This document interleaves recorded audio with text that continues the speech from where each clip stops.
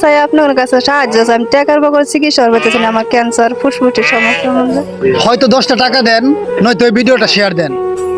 এই যে একজন দুঃখিনী মা, এই দুঃখিনী মায়ের অনেক আগে এই যে একটি হাত কেটে ফেলা হয়েছে, এখন আবার মরণবিধি ক্যান্সার, ফুসফুসের ভিতরে ক্যান্সারে দেখা দিয়েছে। তিনটি সন্তান এই দুঃখিনী মায়ের। এই দুঃখিনী মা এই সন্তান রেখে যদি পরপারে চলে যায়, আল্লাহ না করুক, এই সন্তানগুলো হয়ে যাবে একা। এই পৃথিবীতে যার মা নেই সে জানে মায়ের কত যন্ত্রণা। মায়ের চাইতে আপন এই পৃথিবীতে আর কেউ হয় না। মানবতার হাত বাড়িয়ে দেবেন সবাই।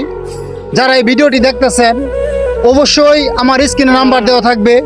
যে যা পারেন দয়া করে একজন দুঃখিনী মায়ের জন্য আপনি 10 টাকা পারেন, 5 টাকা পারেন।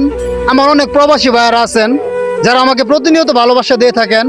আপনাদেরকে উদ্দেশ্য করে আমি বলতেছি, আপনারা যা পারেন এই দুঃখিনী মায়ের জন্য অবশ্যই দিবেন।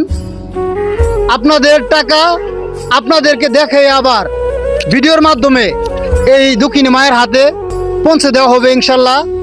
বাংলাদেশের ভিতরে অথবা সারা বিশ্বের ভিতরে যে যেখান থেকে পারেন একটি করে টাকা যদি আমরা বাংলাদেশের মানুষে দেই, একজন দুঃখিনী মা, একজন অসহায় মায়ের চিকিৎসা করা যদি আল্লাহ তার হায়াত রাখে, তাহলে সে বেঁচে যাবে।